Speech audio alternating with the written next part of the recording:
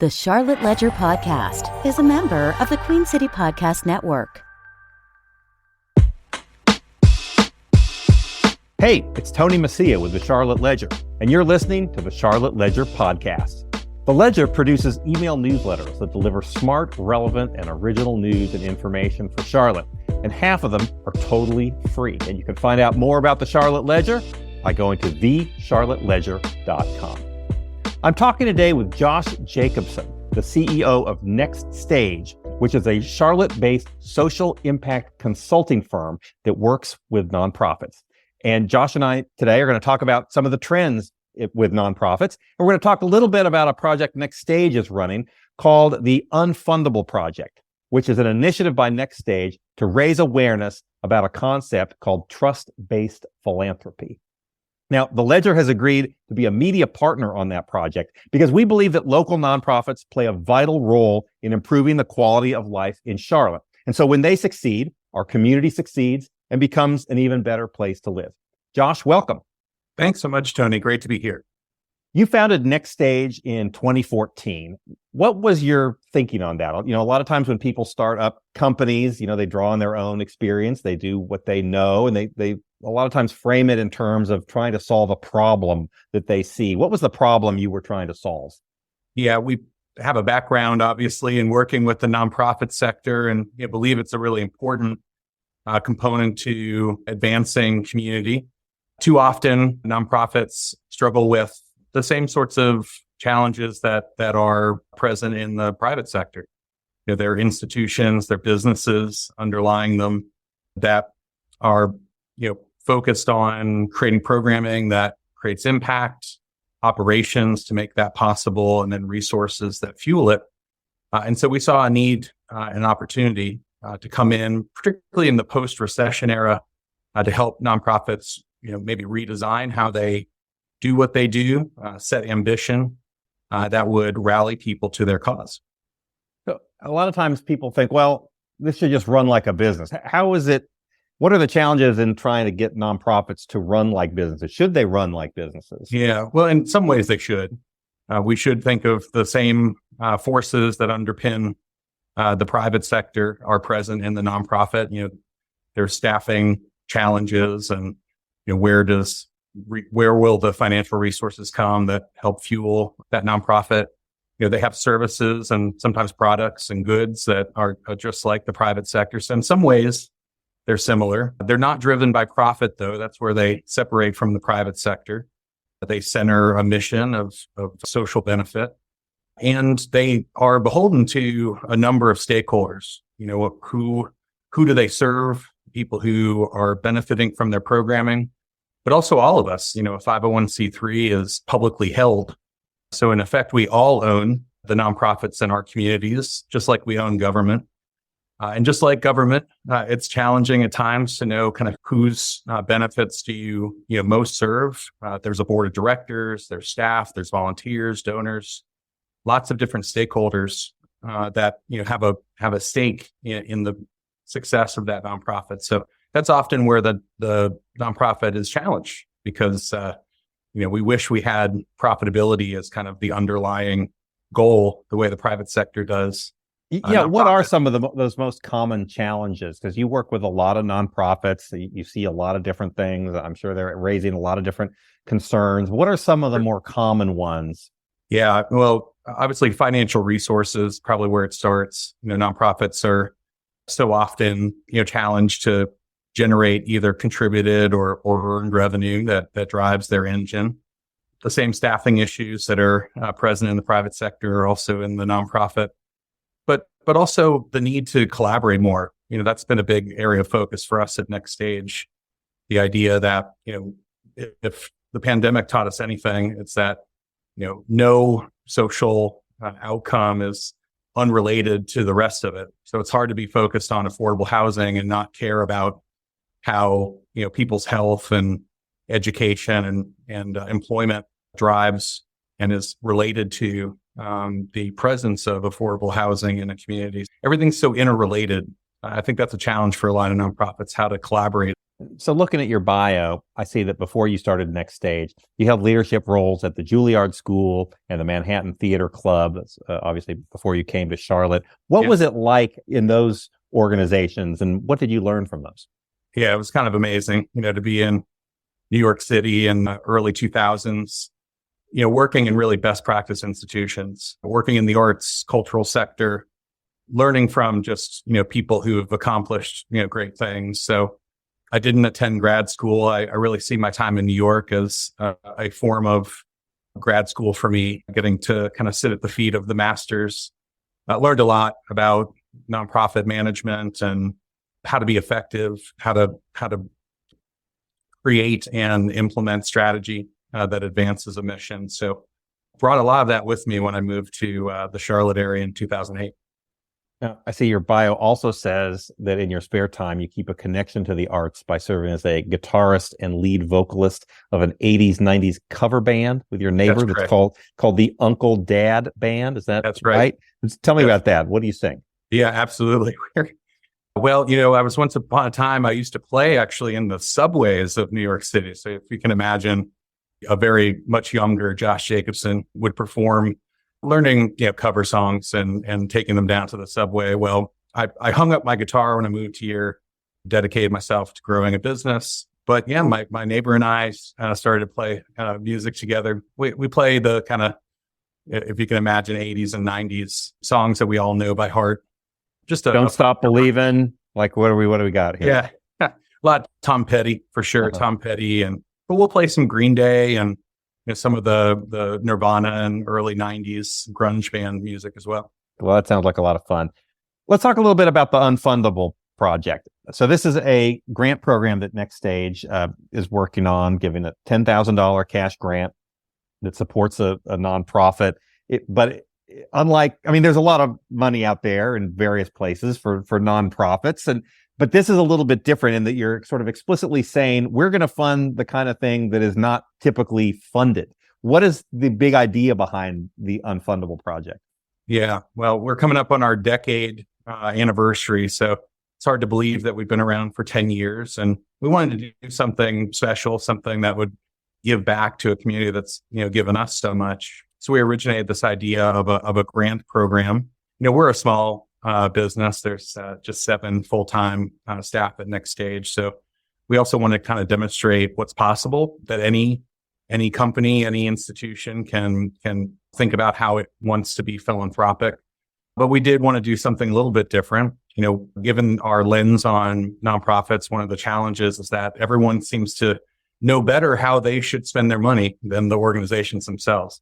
That's one of the ideas behind the UnFundable Project, is that lots of times nonprofits have trouble sourcing revenue for the things that they most need because they're maybe, not interesting, not tested, maybe not as sexy as some of the other, programs and initiatives that they have that are maybe more directly serving their mission. And so we wanted to support those projects and call out the fact that, we should be trusting nonprofits more to tell us what they need. So what sort of things you've taken applications for? What are some of the things that people are applying for? Yeah, professional development is one. How are they helping their staff grow? Often it's more capital need, equipment, or something related to a facility. Sometimes it's, one of the more interesting ones was about paying off debt. Somebody had a need and had covered it with a loan and needs to pay off that loan. These are not things that foundations or other institutions that award philanthropy typically want to support because they don't see the maybe line of sight between the expense and the needs of the organization. But as we get to know these organizations and their projects, we're learning that often they are connected. They're just not as apparent on the surface, but they do create opportunities for advancing the mission of that organization. Yeah, it is sort of interesting to see. You mentioning that reminds me of, I was at Charlotte is Creative, one of their creative mornings a few months ago, and they have these things, they're micro grants. I think they're $250 hug grants, and they're sort of the same thing. It's like, and I think, to hear them talk about it, it's sort of like, well, it's not a lot of money, but the the impact that it has is really can be quite great on people if you just give them money and let them use it for professional development or whatever it is. And so some of these micro grant programs, they're not starting new programs, they're not starting new initiatives, but they're, no matter the amount, they can be helpful to people. Yeah, absolutely. And, at the heart of it, we should be trusting the people who are dedicating their lives to these things to tell us what they need. At the end of the day, if we don't trust the organization, why are we giving it money in the first place? Yeah, let's dig into that a little bit more because, we had an article in the Charlotte Ledger in November that we worked with you all on. And one of the concepts in there was this concept of the 15% overhead myth, which has sort of been drilled into, I think, a lot of funders and a lot of people that sort of says that a charity is operating efficiently if its overhead is very low. And I understand the reason for that. I understand why that exists because you certainly don't want to give money to a nonprofit and all the money goes to salary and travel and planning and none of the money goes into programs. But what is the thinking on that 15% overhead myth and how is that harmful to nonprofits? Yeah, well, the idea that there is any kind of blanket percentage of, what is or what isn't a good use of funds, I think, challenges the idea that, lots of different nonprofits have different business models, different ways in which they deploy themselves. But that we would think overhead and kind of demonize it to think that the overhead that an organization has is somehow a negative and that it's much better when an organization is spending all of its capital on programming or direct service belies the fact that, apply that to any of your listeners, to their own businesses. How would you perform if you only could spend 15 cents of every dollar on things that are important to the viability of your business? What if you didn't have a marketing budget? What if you couldn't, invest into a facility or invest into equipment and materials that you need that are related to the business underpinnings of your organization? We curtail nonprofits and then we wonder why they never grow or scale their impact. It's just not possible if we're holding them to such a small percentage investment in themselves. And so that is a myth because it is one. And it was one that about 10 years ago, a national speaker, Dan Pallotta, really took it to task and had a TED talk that kind of blew up that whole notion. So, we've begun to see that change institutionally, but I'll tell you, I still run into people who, tell me that, they just don't want their contributions to a nonprofit going to overhead. And it's like a dagger in the heart every time I hear it. Right. I mean, the overhead has to be paid for somehow, right? I mean, overhead itself is sort of a word that it sounds like it's just unproductive money that's being set on fire. I mean, I just think of my own organization, Charlotte Ledger, we have 3 full-time employees. We're nominally a for-profit business. We have a lot of things in common probably with nonprofits, but you just think, okay, we're a pretty lean organization. We don't have an office. We have expenses. We have office expenses. We have, administrative expenses. I mean, we have a marketing budget. And yeah, you think, okay, if we couldn't market ourselves, then that sort of hurts our business because people don't find out about us. We can't generate the revenue that we could otherwise. I mean, I'm not saying it's a huge percentage, but it's, you just sort of think about how, like you said, look at your organization. And if you're essentially just a pass through, for money, it makes it very hard to do anything different other than that. Right. Well, exactly. And, that's how we've kind of curtailed the nonprofit business model, which is why it stayed so small. On some level, nonprofits are just not very well positioned to do the things that their missions are attempting to create as impact. So, an organization is trying to, end suffering or, create a positive outcome in some form or fashion, yet it stays small. It can't grow, and thus its impact remains small. And we believe nonprofits are uniquely positioned.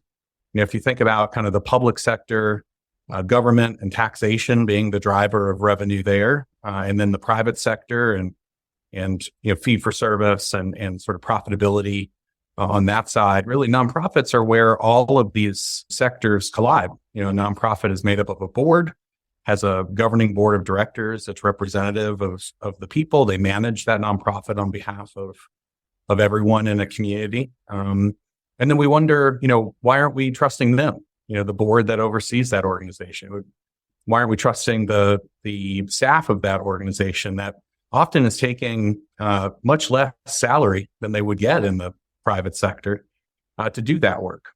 Everyone's sacrificing in order to make the mission of the nonprofit go. And yet here we have people who are contributing to that mission who underlyingly don't trust the organization, or at least that's what it seems when you designate or try to direct those dollars to specific purposes. Yeah, but you're not saying there shouldn't be any accountability, right? That you should just sign a check and walk away. I mean, I'm guessing donors at some point, as much as they want to trust, it's almost like the old, 1980s trust but verify. Like, I mean, what would you say to a donor that perceives that this whole trend of trust-based philanthropy is just sort of writing a check, no questions asked, no accountability? Yeah, no, we're definitely not saying that there shouldn't be accountability or that there shouldn't be an outcome for the investment of dollars. So, it's a marketplace, and we believe that the organizations that best demonstrate, a return on that investment are best positioned to generate more revenue for themselves. But we have to recognize that, we are often out of our element when we're trying to support social impact in some form or fashion.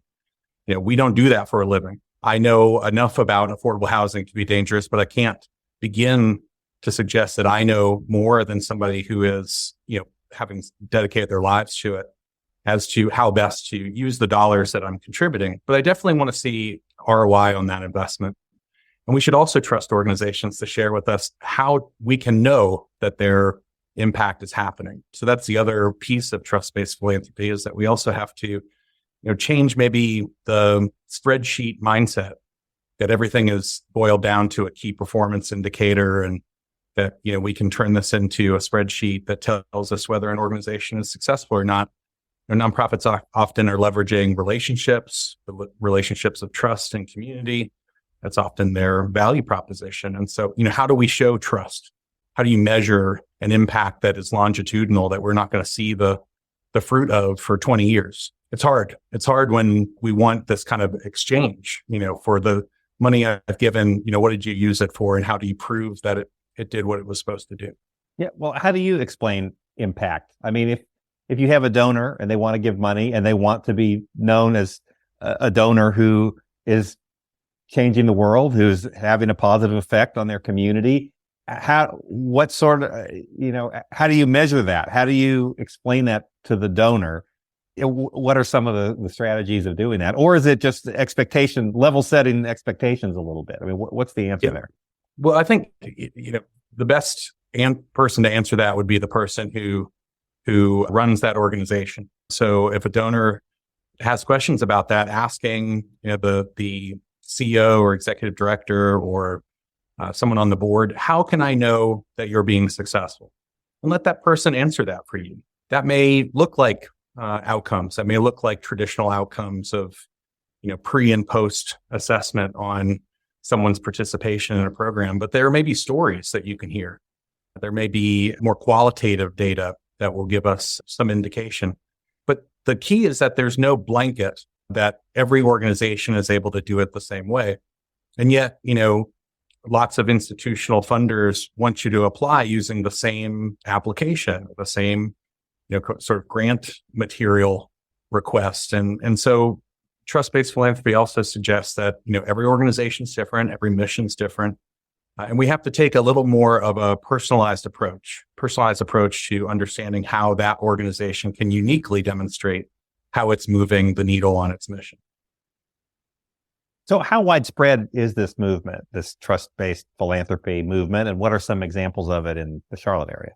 Yeah, it's about 10 years old, so it's been around for about a decade. It came out of some work of a San Francisco-based institution called the Whitman Institute that was a grant-making entity 10 years ago that coming out of the recession felt like there had to be a better way that it could do its work, listened to its grantees and began to shift the grant reporting structure became more relational, became more about getting boots on the ground and really engaging with each organization it supported. And as it talked about that, lots of other grant makers and philanthropies were reaching out and wanting to know more about it. And so it coalesced around something called the Trust-Based Philanthropy Project, which is launched, I think, in 2020. So they've been at it for about 3 years.